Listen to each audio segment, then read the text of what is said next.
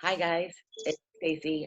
I'm here with Kloud9, and I had asked her some questions earlier about her hero's journey or she's been on to get to this point in the awakening process of herself. And I have her here with me, and I'm going to ask her the questions why we're recording ourselves so that we can get more of an authentic answers and to help guide what she needs to talk about. So, Kate, and take it away. Hey everybody, thank you very much, Stacy, for everything. Yeah, so that's what we're doing. That's I'll pull up the question.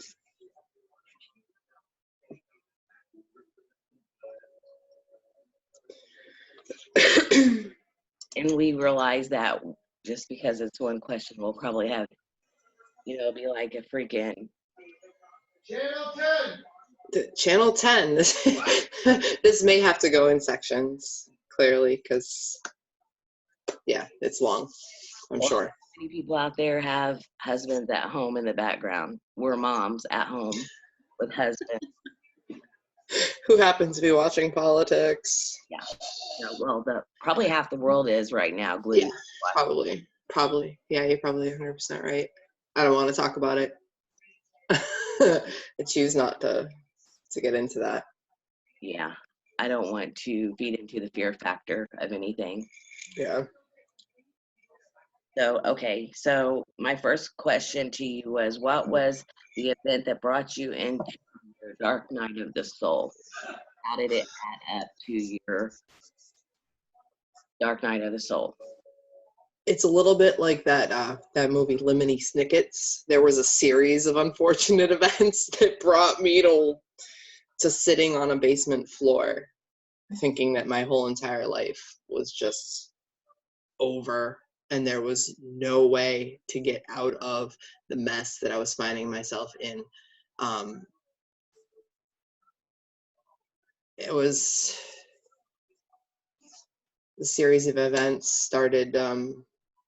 Yeah, I had no real idea on how to answer this question. There were a lot of things, but I remember sitting on the floor. The tower actually fell like the tower in the tarot deck. It came down. So there are going to be many levels to that. Yeah. But right now, at the point where you're at, is that the lowest you've ever been? Yeah. Yeah, it's the lowest I've ever been. I was sitting on a on a neighbor's basement floor. So during this time, you were already seeing a counselor to help you not reach to the very bottom of things. Yeah, I fired her a few days later. I ended up firing her a few days later because I could see the unhealthy things that had gone on there. You've seen her? I had been seeing her for 5 years. Yeah. Literally from the time I got married until 2017 when I fired her. So took my kids from me. You got married until the time that the tower started falling. You were going to a psychiatrist to help you deal with your emotions. A psychologist. I was going to a psychologist. Yeah. Yeah. I didn't realize she also had a degree in social work. Had I realized that she had a degree in social work, I may have handled things a little differently because I'm an adopted child, so I don't have a fantastic view of that whole system. So it's and she wasn't professional in getting to know you on not just a clinical level, but on a personal. We were very personal. We had a very personal relationship. She was kind of she's a really good friend. I mean when I look at it from that point of view, back where I was, it was she was a friend. She stood behind me as I was going to school trying to better myself, and I also felt when I got licensed as an MA, I also felt like we were really close because we are now on a professional level as well. Not only were we, but I mean, I was paying her. Well, I wasn't paying. My husband was paying her so that I could get the help that I needed, that I felt that I needed.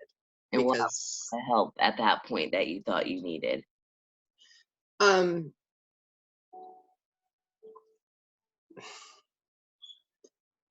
I needed somebody to talk to. I needed somebody to Did it, bounce everything in my head off of. Yeah, you need, and she took on that role, she and, did. and she took all the information that you gave her when you weren't going to do what she told you she thought was in your best interest, not your opinion, but what she thought would be best for you. When you didn't let her dictate your move, she went behind Yeah, kids taken away, we had spent about 5 years building a relationship. letting her dictate my moves, but when I get real about it, I was allowing it. I Mm. was allowing somebody else to dictate my moves, and But that's what you were going to get help for. right, You know what I mean? So right. she, as a professional, should have never crossed that line. No, and as a professional on my side, I want to make sure that I don't cross any lines as far as like I can give basics of what she did, but I feel to put out the full extent is like I can't judge what she did.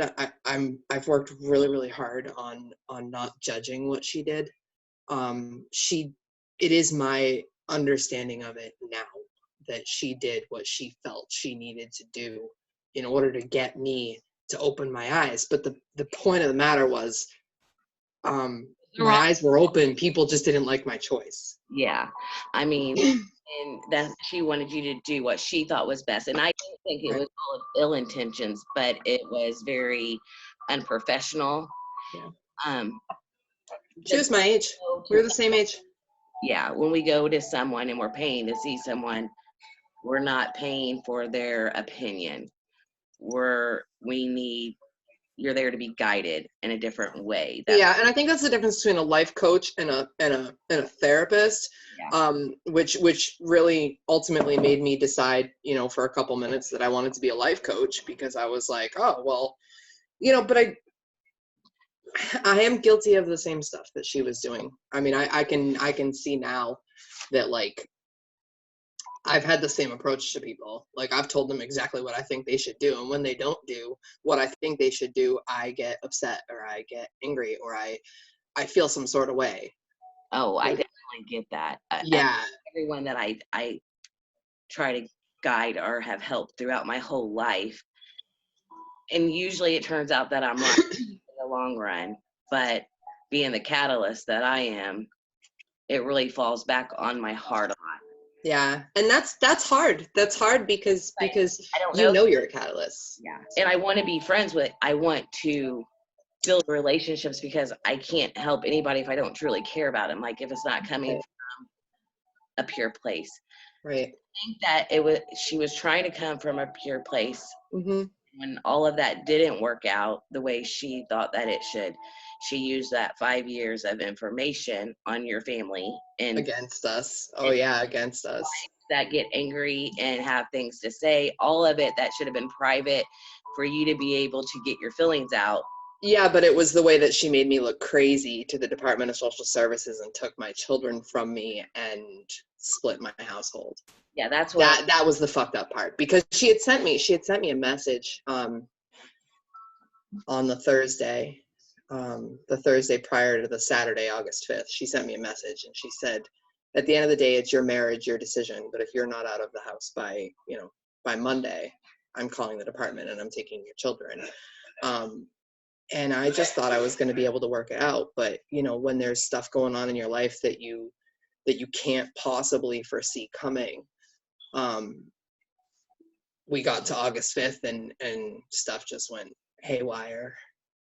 And everything I thought was safe and the people I thought I could trust and the people, like I thought I could trust her. And when I called her and said, hey, I'm feeling like this, she was like, meet me at the police station. And then we got down to the police station and then she was like, you need to tell them that he put his hands on you and da da da if you want to be safe and you want your kids. And that was the big thing. That was her big push. If you want your kids, you're going to do X, Y, and Z. And I remember talking to the officer about what had happened. And then I heard them I heard them on the other end of the wall, and they had, called my husband down there, and they arrested him. And I heard it going on behind the wall, and I was in tears, and I was like, "Stop this, Brooke! Stop this! Stop! Stop! Stop!" And I remember she looked at me, and she was like, she's like, if you don't sit down and do what you're doing right now, then then you're going to lose your kids. And so I was sitting there with the fear of losing my children, hoping that my husband would understand. And that was hard. Can you pause this for a second? We have family going on in the back. Hold on. Okay, so we took a quick pause for a minute, and we're back, and we were at where she was asking her to stop and not arrest her husband. So from there, what continued to happen, Kate? I was basically told that if I didn't go through with what I was in the process of doing, in the process of basically like incriminating him and bringing him down, if I didn't go through that, then I was going to lose the kids. And the worst thing in the world that I could possibly think of in my life at that time was losing the kids, because they were everything. I was a total helicopter mom. I was on top of every single school meeting, every single open house, every single everything, and they were my life. And when I thought of losing them, the only thing that kept coming to my head was, my husband will understand. He'll understand. I need the ability to Understand. to tell him what's going on. But at that moment, I didn't have the ability to tell him what was going on, because he was in a different space. He was upset with hearsay, and he thought, hearsay was correct. That's a different story altogether.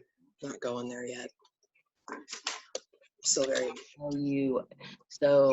they take your kids, and how long did you lose your kids to, and where did they go? Well, see, I didn't lose my kids immediately. I only lost my oldest, not only, but I lost because I am his stepmother. I'm not his biological mother. And in the state of Massachusetts, I had no rights. It didn't matter if I had raised him since he was 4 or not. I had no rights. And my issue with that was, holy shit, I don't have any rights. And they're arresting Matt right now. So what happens with, my oldest?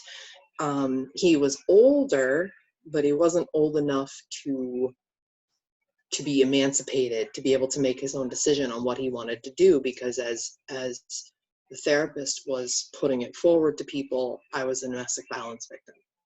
I was a domestic violence victim. Now, I say what the therapist was putting forward, but I have to follow it up with, it was the impression I was giving her, because she was my friend. So I would tell her how things were really making me feel. Yeah. But she's still a psychologist, and she's still a Department of Social Services worker. Now, mind you, both of my children were seeing another therapist that she had underneath her. So my whole family was enwrapped in this big, huge therapy thing. And I pulled my husband into that too, because I was like, well, if everybody could be getting therapy, we could all be talking this out. But we were talking to the wrong people. What I really realized through all of this is the people we should have been talking to was each other.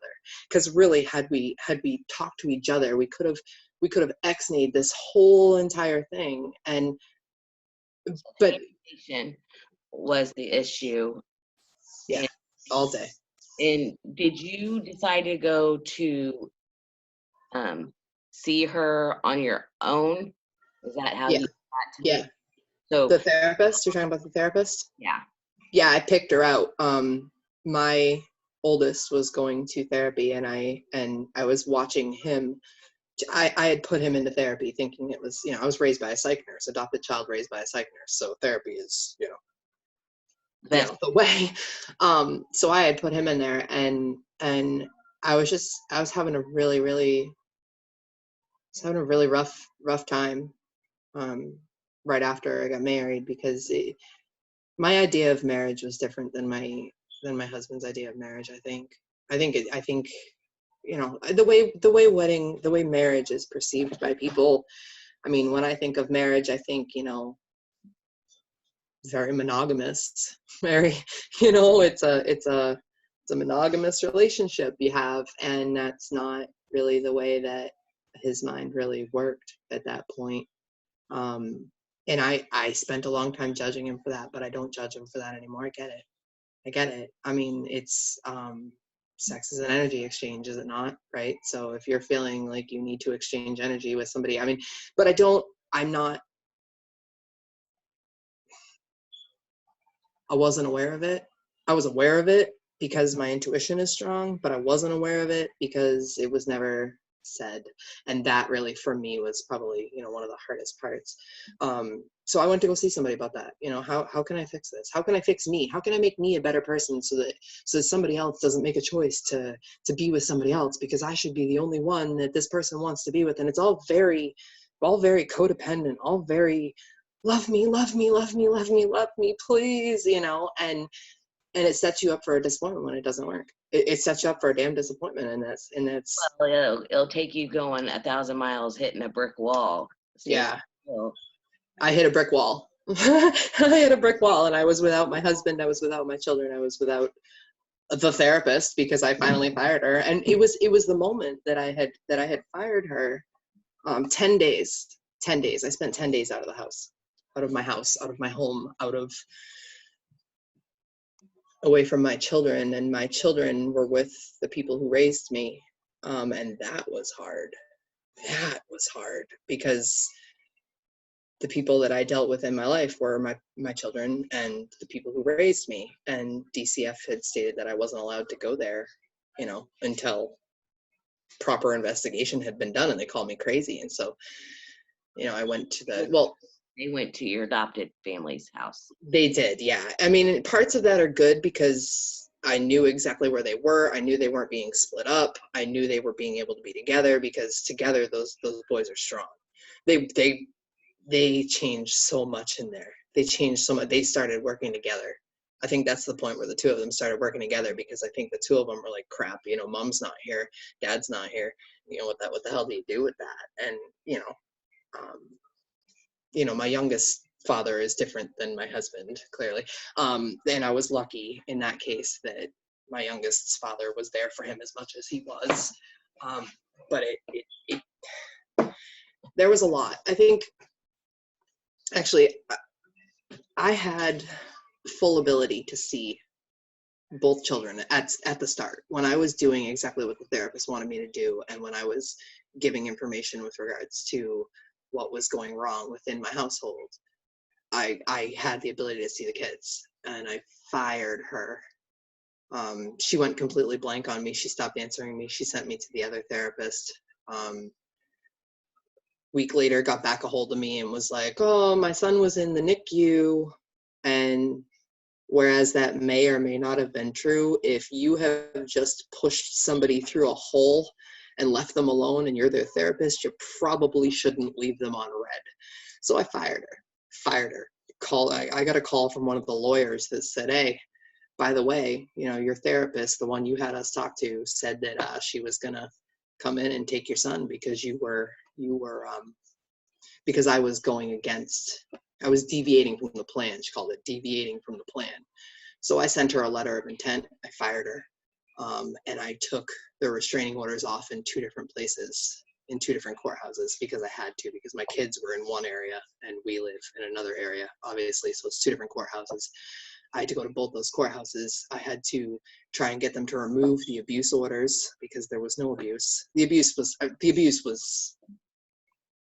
is a perception. Abuse is very real. It's very real. Clearly, you know this. I know this. Abuse is very real. But mental abuse, in a lot of cases, as far as what I have found, can be changed by change in perception, by seeing it a little bit differently. And I know that the spiritual journey has sure helped me with that, because I can see it for a lesson, as opposed to seeing it for Victim mentality. Yeah, the victim mentality. Right. It took me a long time to get out of victim mentality, and I There wasn't blaming anybody but myself. Clearly, I wasn't blaming anybody on the outside. I was, but say that you can also anything that attacks you emotionally. Pause. Pause. Okay, we're back. Sorry. Why are you So apologizing? I don't know. Stop apologizing. We'll watch it later. Anyway, I was trying to explain that yes, but your emotions did matter, and abuse isn't always, can be flipped around by our perception being different. People are going to feel abuse when they feel like they're not being treated. In your situation, and you thought marriage should be one way, he believed marriage another way, and you happen to accept it and love him through that. Yeah. At Yeah. the time hurting yourself because Right. perception. Because I was hurt by his actions, it doesn't mean that his actions, I don't want to say justified, but it doesn't, like, You had things that you guys needed to work. yeah. I mean, there was stuff to work through, and I brought in a lot of old wounds to this relationship. I really did. Oh, But yeah. I've been with him 14 years. I've known him since 97. So 97 to now, it's 22 years, you know? Oh, yeah. Yeah, 23. 23 now. Yeah. I've known him that long, you know? So when we get in relationships in general, whenever they start, we bring in past wounds and childhood wounds and things that we haven't healed. And in today's world, people are just now really starting to learn what it means to heal, because in psychiatrists and psychology, most of them aren't going to do it on a spiritual level at all. Right. It's now starting to have like Reiki practitioners and life coaches on a spiritual level for people to find on the interweb. Right. That can really communicate. We didn't have that 20 years ago. No, nor did we have, like, Even you know. 10 years ago. Yeah. The process of what it means to heal is really a new thing to all of us. And the people who have started the healing journey that we have met or that we've talked about are, the people on the spiritual, some of the people on the spiritual path, and really all of them, because even when they fall off or go left, that's usually part of their journey, and they have to come back, right? And everything will be aligned when it needs. Hell, we could be off and left for all we know right now. I mean, we'll find out tomorrow, because it is like that. Have you noticed that? It's like you have days where you're like, yeah, I'm right on. I could conquer the world today. And then you have other days where you're like, there's this meme video out where it talks about people thinking that the awakening is like la la la la la, and it shows a unicorn's ass and all that stuff, and then all of a sudden you see this lady saying you need 4 pints of vodka, and it's showing like E.T. from the movie, a goat screaming, because that's what it's like when you awaken, because you start going, Pandora's box is real. Oh yeah. You open your third eye, your knowledge, the more you learn the truth, the more there is to learn. Like, it's never ending. And in the healing process of ourselves, when we start the healing journey, because that is what took you to that part and getting them back, and obviously you got them back, then you start the healing process of you. So you go from surviving to finding spirituality to start the healing process of you. And that is where we are kind of, where you're trying to get out of the survival mode right now. The new chapter. It's starting the new chapter. Into rest and digest, out of fight or flight. So we talked about this. You start healing the wounds instead of just putting band-aids on them, actually healing them to get out of them to grow more. Yeah. And that's hard. That's a process that takes a lot of self-mastery, and there's so many people who can't make it that far. Yeah. I think everybody will get there. I do. I have full belief. I'm that person who believes that the awakening is sunshine and rainbows and unicorn farts. Okay. Like, I'm I'm that person. I always have been. I'm a dreamer. It's who I am. Well, and it has those moments because It we have does. the gifts of different dimensions of channeling of our third eye, of seeing Right. the bigger picture of things. Right. But Right. I think on the spiritual journey, what can bring us to those places of every couple of days, the emotions changing is because every wound that comes up and every trigger that comes up is the process of the healing mastery of self. Absolutely. Yeah. No longer have a choice to put a band-aid on it. You have to go in there and clean out all of the shit you've let piled up on top of it Do from you, the towering up. So that's why when that right. comes down and wipes out and you start surviving Layers come down. Layer, layer, layer, layer. Yeah, absolutely. to get to, and that's usually why most of us on the ascension process has had the dark night of the soul and had to go through illnesses and healing ourselves.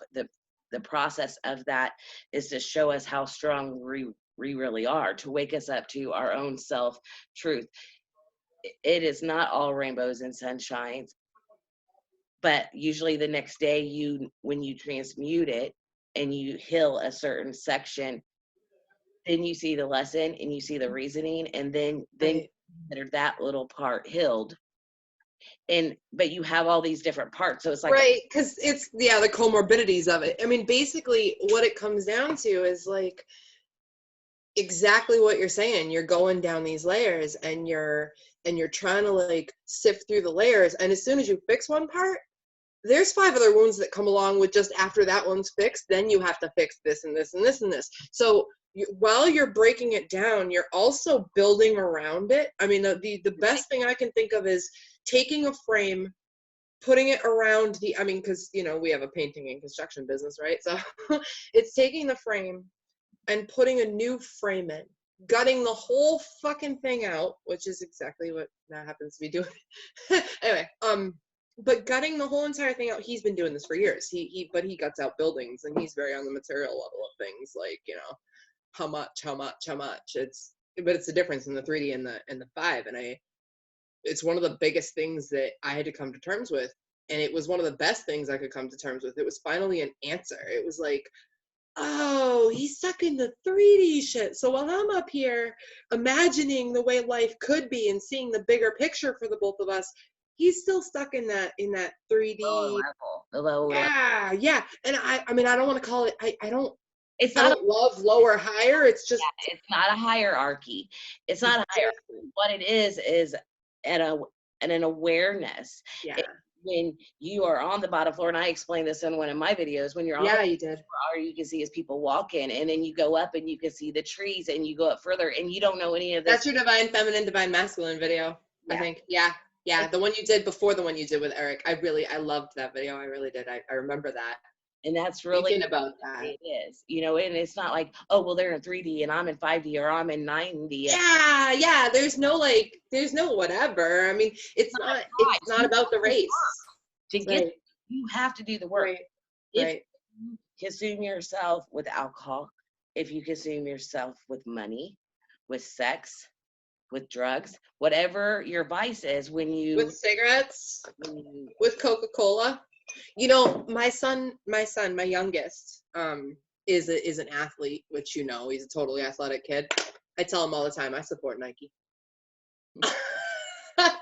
He's like, Mom, no. And then I'm like, yeah, all right. And no offense to Nike or whatever, because, you know, Nike's great, but I have it. I have Nike it. lover for a child and then having a husband who loves Adidas. Do you know how hard it, what, you remember the Korn song Adidas? Oh my God. Adidas? Yeah. Yeah, that totally sums it up. My husband's an Adidas guy. In your Nike. What is Nike? What acronym can we make for Nike? If Adidas is all day I dream about, if we're going to take Korn's example of it, all day I dream about, and what would Nike be? Nice, incorporated, kindly engaged. Nicely incorporated, kindly engaged. Yeah, I'm a Nike girl. Fuck that. I got vices. But yeah, I have a ex-boyfriend who has the Nike swoosh on his arm. My Remember? oldest has that too, but he got it from a glass window. His Oh, arm went through a glass window, and he's got a Nike scar. We call it his Nike scar. wow. Yeah. So about, building up Levels. levels. Concentration. It's not a hierarchy, but at the same time, when you're stuck in lower level energies and you won't let the dark night of the soul change you, you just live there. Yeah. And you cover it up with drugs, alcohol, sex, money, whatever. Yep. At that point, you're not seeing past any illusion. And there's a lot of the collective there right now. But you have to actually people don't understand how much work it takes to heal just one wound, just to heal one wound that messes with your core of who you are, the core. Because it rears its ugly face every single time something happens that makes you think of it. You know what I'm saying? We actually, I talked about that in my video today too, like the first one I sent to you. Every time that opened. So that's a lot of freaking Band-Aids, and that's just off one wound. And but you can get to the point where there's no longer a wound there if you face it that many times that like once, and that's how I know. That's how I know that today I'm feeling very healed. Because today there's been no crying. Like if it doesn't make you want to cry anymore, I think that's kind of like the way to be like, okay, because crying, I always think about like, washing away the feelings, washing away the rain, or like taking a breath in and breathing out, like, I can't say it. I don't want to ruffle feathers, but it's very much like, we had been told before, you breathe in the good stuff, you breathe out the bad, and so on and so forth. And I think I breathe in some bad, but it allows me to breathe. Like that's half the battle. Like, so it's my coping mechanism, like smoking in general. Because you talked about, the drugs, you talked about the things that pacify. That we use as our baby blanket throughout life. I burned my baby blanket. I burned my baby blanket. Yeah. There was we took pictures of the fire. There was, my youngest still has these. There's a picture of a woman coming out of the fire and her mouth is open like this, like, and she's got a tear streaming down her cheek. And for me, that was right toward the beginning of my spiritual journey, because to be able to see that, I was burning that for a very specific reason. I felt very highly that it was an attachment. And I did that with one of my friends who was very, into spirituality and so on and so forth. But more from the earthy area of things. So she was like, okay, well, we can burn it. And after we burn it, we have to make sure we pick up the ashes. We have to make sure we bury them. Like it has to go under, and she was very, because you can't release it out into the wilderness because you don't want to release that bad energy. You want to bury it. But now that I think about that, burying bad energy is just, it's going to come up sooner or later, isn't it? So, maybe if you just let it out there, just let it out. And I don't know. Well, that's why you clear the energy. I drank too much coffee. I need a bathroom break, please, and thank you. Okay, hold on. Okay, we're back. Okay, I'm gonna bring you to my side. So, as you went along surviving and you found spirituality, little red, right? That that shit makes me laugh. Okay, really me in. I'm gonna use my fishing pole.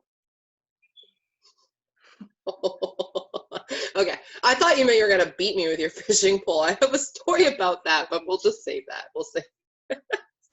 But yeah, you start going through spirituality and having to actually, instead of putting Band-Aids on those wounds, cleaning them out and healing them as you still function on a daily basis, as you're still healing. I don't function on it.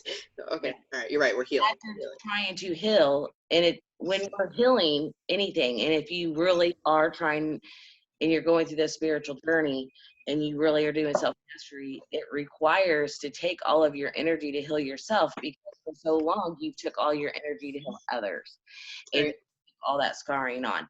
So it's not a laziness factor. It's a mandatory. I have to take care of self also.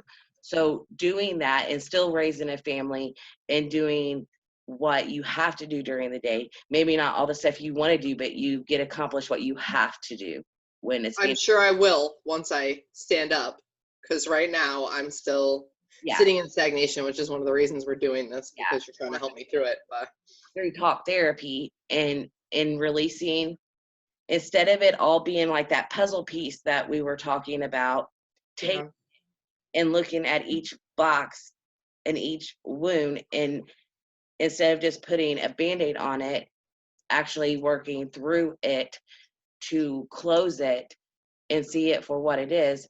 And you're trying to do that now as you're still married and still having everyday for marital. the rest of our lives, we're going to be married. The rest of our lives. And that's not me being attached to an outcome. That's my promise to God. Like, But and you're in, ugh. you have to For heal better or for worse, right?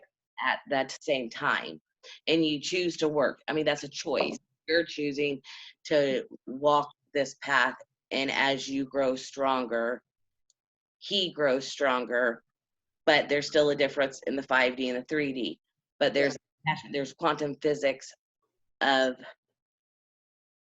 a quantum entanglement. Yeah. So in the 5D, you see it this way, even though this person in the 3D, and that goes along with a lot of the twin flames, because Right. up on a higher, not higher, but when you see things at a different level and you see what they're for and you see what these people are in our lives, whether they're our soulmates, our parents come in as our soulmates, or our handlers, or whatever role those people Handlers. have to Sorry. in our life. Trigger words. Yeah, Trigger words. they have Handlers. to play that in our life to get us Yeah. where we are. So right That's now, why I don't get mad anymore. yeah, It was my realization of the fact that, like, I can't look at it like these people are out to get me. I have to look at it like they've been put here, you know. for They've been put here.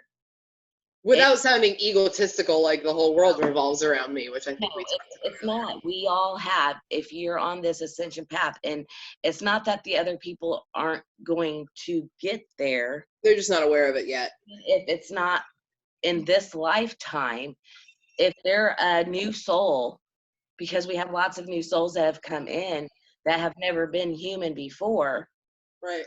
they don't understand. They are not used to being in a human body. They're feeling confined.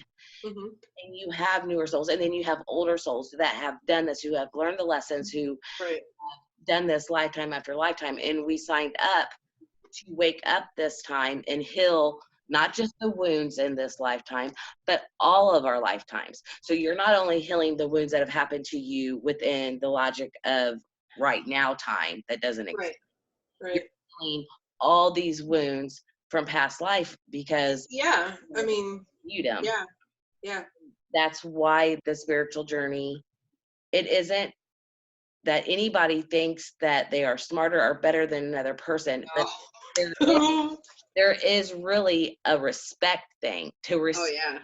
the pain and the transmuting and the love at the same time. And that's what it is, that you can be broken to the point that you can't breathe, but you can still love unconditionally. And it's so easy when we start feeling burned and pricked and hurt by somebody to take our love away. Me and you and other people that we know don't have the capability of doing that. I don't have the capability to stop loving someone. What I had to learn how to do is to love them from sitting right here. From It, a distance. That's I right. have to From have a distance. energy in your negative thought processes Yeah. pulling my mind. And when we as spiritual people are healing ourselves in past lives and doing all this at the same time as realizing that you can't take on toxic energies either.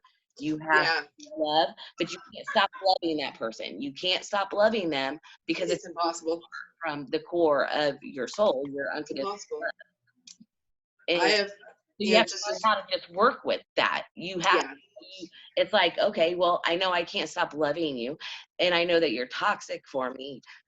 And certain people, and plenty of people that have come and gone in my life, I've had to realize this about, and it's not that they're bad people. no, They're not good for me right now. right. That's right. Right now, you cannot handle them. That's what it is. That's what it is. And there I go using the word handle, but I don't mean it that way. I mean, like, you can't handle it mentally. You Yeah, can't. You're not ready for that type of interaction. And these tests come, and we think we're ready for the interaction, but the truth is we're not. But I always think it's better to now. I think it's better to go see the person, talk to them, and figure out what's really going on. Because if I know that, then I can figure out the rest of it for myself. I can make my own decision for myself, and I think that's been my reason why I talk so much, is because I like well, you're trying to talk it out to yourself and get it out, and that's where all the puzzle pieces go, and that's why we're going to reel them into one picture. So that, see what I did when I went back to hypnotize myself. yeah, I took myself to that place, and I took myself into the bedroom that I could remember the most things happening to me. right, And when I was walking into the door, my younger self knew that I was coming from a nonlinear time frame. And I knew spirit told me that I could not change anything. I could, because I kept feeling like I wanted to take me and run. Like I wanted to love me the way I love my children. And yeah, I knew that I couldn't do that because that would change the outcome of my life and who I am. The only thing that I was told that I could do was to tell myself that I mattered, I was special, that it would be okay, that I was going to make it, that I'm strong. And even though once I got done with all this and my younger self walked me out, there was no longer a Stacy that was this little girl who was completely abused, and this adult that was a mother, a wife, a friend, a counselor, whatever. I mm-hmm, one person at that time. I yeah, met both sides, and it was like a domino effect of I couldn't change the outcome of anything that happened to me. It still really happened, but right, right, that changed the way that I looked at it and the way that I felt about it. mm-hmm, mm-hmm, That merged. There was no longer this feeling of two people in me, like there was a part of me that was so broken, that was so wounded, that couldn't understand all these things. Why did they happen? I right, trying to love you. I was just trying to love everybody. And I couldn't understand that. And then you had the mom me and the wife me that had a whole house to raise of 5 kids. And so the healing process became something that I had to do in between everything. yeah. And your 5 kids were a part of that. Like, Yeah. Oh, like yeah. they saw you go through that, and for them to see you go through that, It's I made mean, them really strong in yeah, knowing that they've watched my growth. They've watched how I've transmuted the pain into a positive thing. And especially with us on YouTube and our kids seeing us trying to give still, even as the broken pieces aren't all the way fixed yet, giving love and wanting to help, right, still having to fix the wounds in ourselves and right. the things that hurt the most. And that's how you show people. That's how we show people, is through the fact that, like, yeah, okay, we're still wounded. Every once in a while we might use the word fuck, or or be like, that really sucks, or this didn't go the way I wanted it to, or however. My fucking camera is stupid, but you know Yeah, because we're so human. right, The core value of who we are is still the same. But that takes incredible strength to be able to do that. And that's even on the shittiest of days, you still have to remember that this is hard. This is hard work, just the healing of self, not to mention the healing we try to do for others. Right. Whether, Well, I found that healing others. well, yeah, it's easier to project. Yeah, I'm on the same. I'm on the page. I want to heal others, but I've changed the focus a little bit. Because you and I were talking about it today, and you said it. You can't, and we've heard it a million times. You can't love another person until you can love yourself. And self-love comes down to just what we were talking about earlier today, which is just even as easy as getting up and taking a shower first thing in the morning, so you're feeling good enough about your day. But you and I both know that once you get into those depression stages, not you specifically, but when people get into those depression stages, they have a tendency to shut down. Why? Because it's easier. Yeah, it is easier, and that's why healing is so hard. But it's not that I don't have those days that I really just I'm feeling wounded or hurt. The difference between now and the beginning of my journey is that I transmute it so much faster. Yeah. What would Those wounds would last for months. Yeah, instead of And now they're lasting days, or they're lasting up until the next point you can talk it out with somebody who understands. But you know me. I have those days where I can't even pick up the phone for you, and it has nothing to do with you. And I will say, listen, I can't. I can't get up. Like it's like that, and no shade. Like that's legitimately how it looks coming from my end. I can't get up today. I'm not doing it. I'm sitting in my little fucking rabbit hole. Again, my last name means rabbit in Greek, therefore, or lake in Turkish. I mean, you could drown over here, you could fucking be a rabbit over here, you can do whatever you want to, So the rabbit hole thing, me and my rabbit hole, I love my rabbit hole. Well, yeah, that's your security, and it takes a lot. I stayed in one completely for almost 5 years. I did what I had to do as a mom. Yep. But I was just surviving, and then they were telling me that wasn't going to happen. Yeah. Yes, because you got real sick.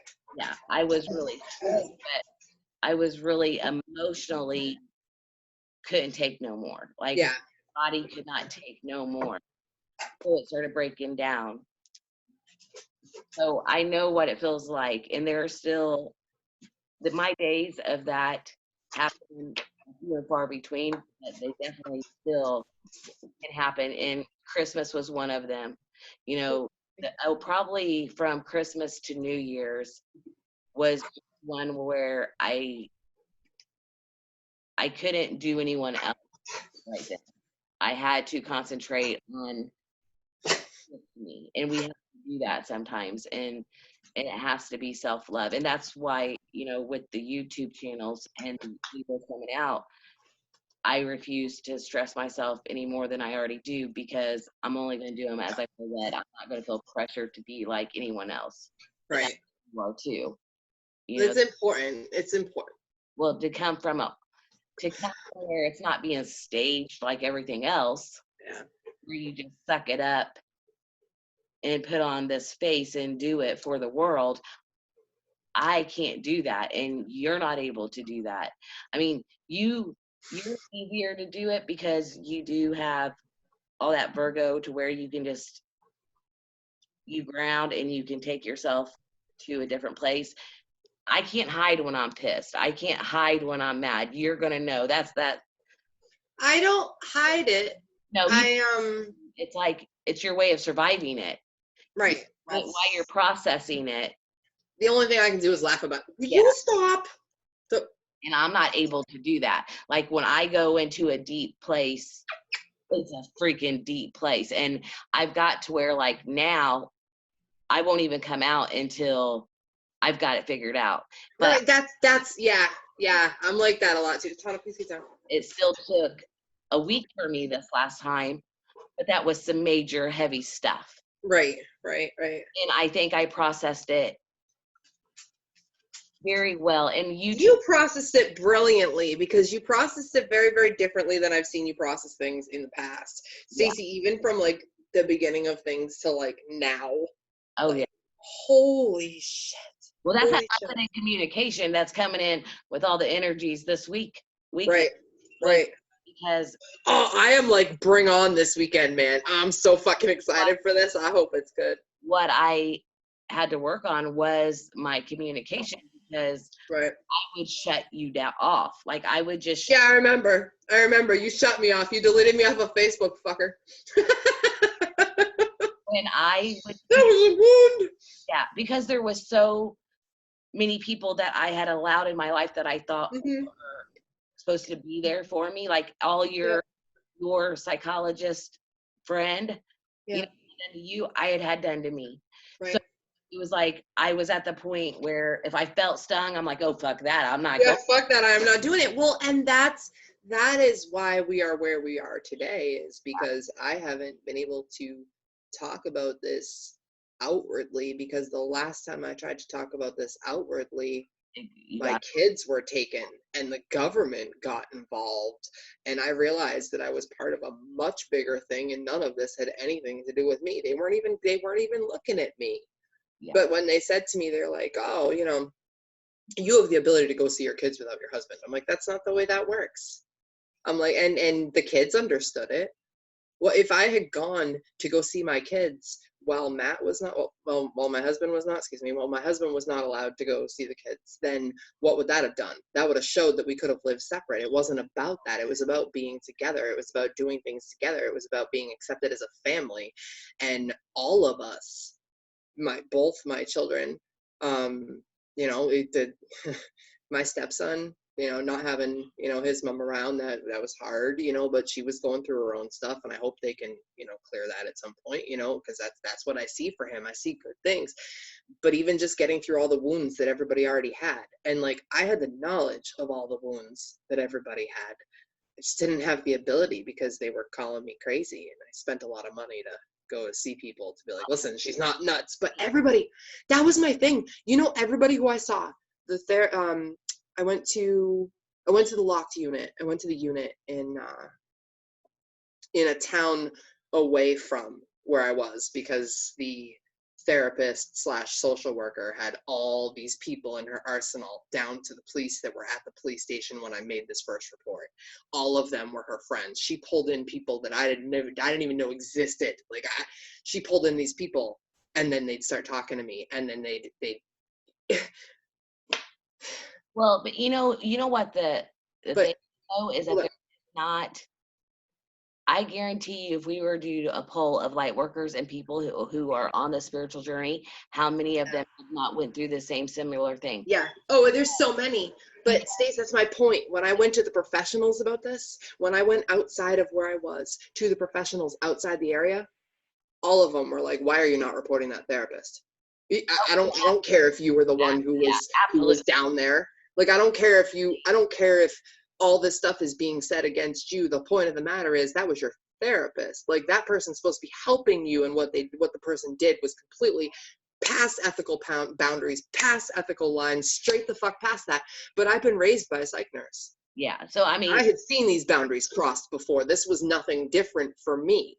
yeah, You know, absolutely. a child raised by a psych nurse. There's nothing different, but it was different. But I loved the fact that when I went to the hospital and told them that I needed them to check and make sure I wasn't crazy, they laughed at me when I first got in there. You know how I used to ask myself, and I would ask my husband when I would ask Eric when I was going through something really hard, trying to overcome stuff, because the first 10 years of our marriage, I would wake up screaming in the middle of the night. Yeah. You have to calm me down. Yeah. And I'm like, well, what if I am crazy? What if all this really didn't happen, And then I would have him like A, B, C, D. He saw all these things happen too. But I came to a conclusion. You know how you're not crazy? Because Mm-hmm. crazy people don't ask themselves if they're crazy. So, you know what I mean? Mm-hmm. People aren't going to ask that question. That's the same answer they give you if they label you narcissistic. When you say to them, when you look at a therapist and you say, do you think I'm a narcissist? They always would say, no, because if you were a narcissist, you wouldn't be asking these questions because narcissists are horrible people. Dude, everybody has narcissistic tendencies, and having some form of narcissistic tendency is a good thing because it means that you have a human soul. Like, so what would seem... Well, no, there's a difference between having narcissism and having love of self. Yes, yes, And I absolutely. wanted us to Absolutely. see that as that it's easier to label and make you feel bad about that. Yeah. And they label everything. So, Yeah. you know, with me, it's PTS, chronic post-traumatic stress disorder. Mm-hmm. But I'm going to call it I survived because I don't know if anyone could walk into my shoes Yeah. Mm-hmm. okay without it takes it's post-traumatic because it happened in the past, but that's not really true because it still affects. Post-traumatic is after the trauma. Yeah. So Yeah. what I mean, in my past, you know, Yeah. Oh, because the trauma was and but at night when I would go to sleep, it was happening then. yeah.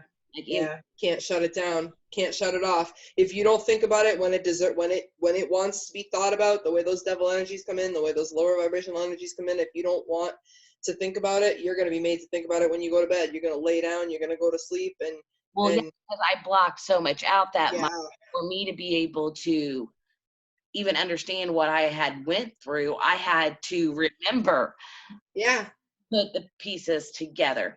But Absolutely. I freaking did it. I mean, Yeah, you did. Yeah, you did. days that I was crawling on the ground, you know, Yeah. Oh, knowing if I was going to get up. yeah. And I look back now, and you're going to look back as time goes on more, because as you guys will know now, I am older than her. As time goes on through this journey, you'll be She's able to not a lot older than me. a lot. She's No, not a lot older than me. Crazy girl. you'll be able to see it further down the road. You know what I Mm-hmm. mean? And as you heal each wound a little bit more, and you're still going through that in the awakening and all that stuff, and you're getting stronger all the time. I mean, just in the year that we've known each other, we have both, Mm-hmm. and we've watched other light workers get stronger, Mm-hmm. and it's a balance, and it's a balance of life, it's a balance of the traumas, it's the balance of awakening, and also realizing that at the end of the day, knowing that what we know, it doesn't even freaking matter. Like in the big picture of all of it, that everything had to happen like a movie to be exactly where we are, to help uplift Gaia, Mother Earth, Yeah. the whole big scheme of things. You know, so it's a whole bunch of different levels. Yeah. Back to levels. Yeah, absolutely. It is a whole bunch of different levels. The biggest level that I faced during my whole dark night of the soul was having everybody think I was crazy, and then having to go into the courthouse and say that I had committed perjury. Um, and I had to say that I did that, even though I was very much coerced. Yeah. I had to do that, and it's funny though, because DCF, the Department of Children and Families, wasted no time saying, how are you going to trust anything this woman says? She's already lied once. And that was it. That lost me my kids. There's a thing in Massachusetts called a 72-hour hearing, and you have 72 hours from the time your kids are taken where you will be seen in court, and you can try and get your kids back. Like, you have the ability. It's the only time. After DCF takes your kids, it's the only ability you have to get your children back. And in that 72-hour court date, which was way longer than 72 hours, that was when I had gone back. I had fired therapists, and due to all that, before they would let me speak in court, the lawyer came up to me and took my son from me, took my youngest from me, and was like, you don't have any right to see him, you don't have any right to anything. And that's where all my rights dropped. And I was like, But like as after I fired the therapist, they got another 51A in from the therapist, and I said to them, I was like, this is information from my therapist. I'm like, because there's no way that anybody else would have said this but her. And they're like, we can't tell you who the source is. I'm like, I have the right to face my source. Like, to face the person who's deformating my freaking character and taking my kids away from them. I have the right to face her. And they're like, it wasn't her. DCF's telling me, oh, it wasn't her. It wasn't her. It wasn't her. But the more DCF came to my house, the more DCF came and had meetings, the more I went to, they made me go through domestic violence classes. They made my husband go through alcohol courses. He doesn't even drink. Like, he drinks the way some people socially drink, as far as like, oh, it's New Year's Eve, okay, I'll have a beer. Or if he's, if we're having a cookout or something like that, it's a different story. But it's never to get drunk. He's not a drunk. He's not a drunk. Never once did I even say he was, but he had to take an alcohol course. And I was like, really? And they tried so hard, but I got the kids back. I say we because me and my husband, we really worked out. And he didn't even like me through that whole process. He was so fucking pissed at me, like so angry with me. No, angry. I was angrier with myself because, I'm a Virgo, man. I fucking took a sledgehammer over my own head and was like, you fucking stupid motherfucker. Like, how could you do this, But we got the kids back in 7 months. And in Massachusetts, it's pretty unheard of. They don't usually give your kids back for a year. But the people who raised me, my adopted parents, the ones who had my children at the time, they'll tell you, well, my mother will tell you a different story. She'll tell you that it was because she told them that she wasn't going to take care of them anymore that they came back in 7 months. I don't think so, because me and my husband had finished all of the stuff we needed to finish in order to, they had no right to hold the kids any of the time. Yeah. But they had to prove a point somewhere, because they had already made so many fucking lies and so many errors and so many, all those,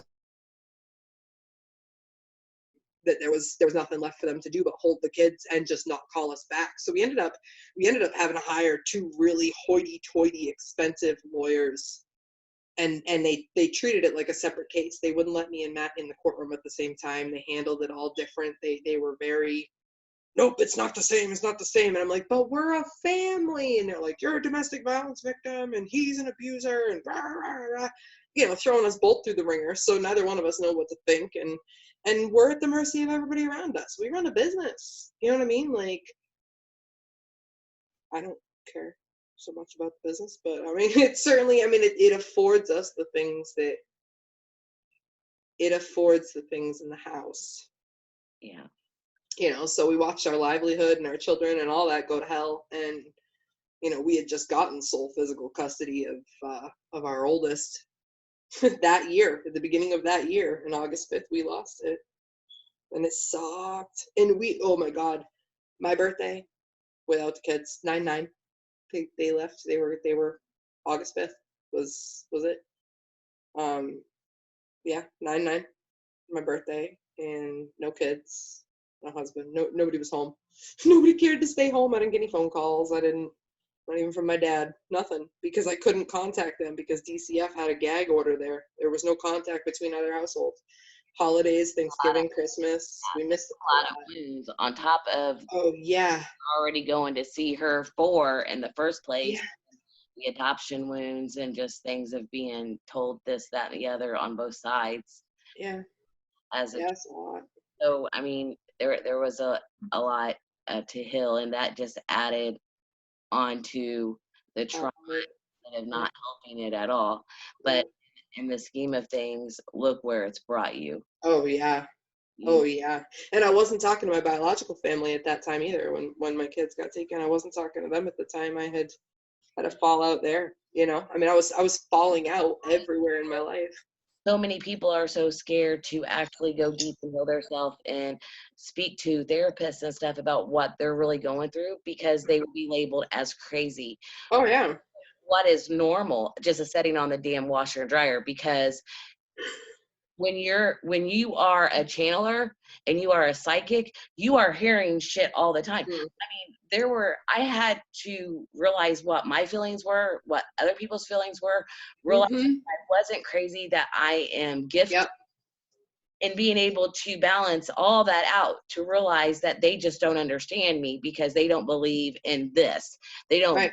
in this because you But don't. they don't believe it coming out of your mouth. It doesn't matter who it is. But the only reason they wouldn't believe it is because they might have to just take a look in the mirror and figure out that they may have a fault in it. But If you said that you were in Wiccan, they would try. They took my Annette's kids away, all five of them, because she said she was a Wiccan. Because back in the '90s, they considered that like child sacrifices. I mean, it was yeah, a thing. yeah, yeah. Nowadays, that's very standard. Like that's not an odd thing when you go 20 years forward.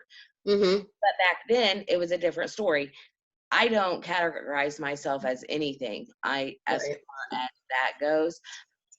But I'm just saying, you couldn't tell anybody 20 years ago that you were, unless you were Sylvia Brown or on the Montel Williams show, that you heard voices because Mm-hmm. that meant that you were schizophrenic. Mm-hmm. You know? But nowadays, that's very known. I mean, there's on the Google, you can look up light workers and it'll tell you exactly who they are, what the Yeah. impact, that stuff. That shit didn't exist 20 years ago. So you You crazy. right. Have you? But you saw my channeled video, the one I did with the music in the background. That was very meditative.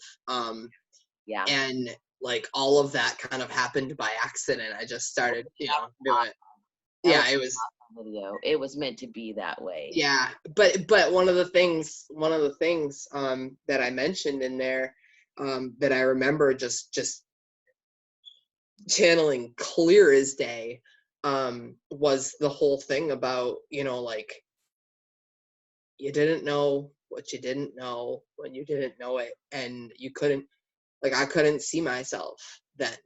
I couldn't, like, I could see myself, but I was coming from a completely emotional state. Really and honestly, had I gone into my 72-hour hearing to get my kids back, had I gone in there in a non-emotional state, I could have proved to them that I was psychologically sound, because I was. Yeah. And when the therapist had put in the 51A, which is, what they give you when they tell you you're being a bad parent, they take your kids, they give you this piece of paper, it's called a 51A, and it says everything you've ever done wrong and why they're taking your kids. On that 51A, it literally said, she has been diagnosed with, borderline personality disorder. So then I nailed that. I nailed that in court. I was like, if in fact I have borderline personality disorder, then that woman needs to send me back my fucking money. Because even in a severe case of borderline, even in a very severe case of borderline, the healing for therapy every other week is a length of 4 years. I'd been seeing that woman for 5 years, once, maybe twice a week, every week. Yeah. At $50 a pop, because I didn't have any insurance. $50 a pop. So and I said that to him, I was like, well, if she's still gonna call me borderline, then she needs to send my money back, because because she always told me, she's like, you're a high functioning borderline. You're like borderline of borderline. I'm like, really? But I studied it. I went to school to fucking figure out how to. Well, yeah, because when you're being called something that you're not understanding, that someone's calling you, you want to find out what the hell that means, and that's why you're not crazy, because people don't do that. I mean, the system is in a hole. If we get into government, is fucked Yeah, up. we need to not. But I just wanted to put through the fact that it's bullshit. And it's still, it has definitely hurt a lot of families. And that structure is being brought down to, thank God. I mean, so it will all come down, but that's the part of the ascension that we're going through. Yeah. All right, how we doing? We're doing good. Did I answer? Did I answer everything? Was there anything that I needed to go back to? No, I mean, I think that is probably enough for this. It's enough for tonight. I can't handle anymore. So you can process. No, I'm good. I'm good. I'm doing pretty well right now. Yeah. I mean, I think when we do a continuation of this, then we'll get into other issues. But that's the core of what started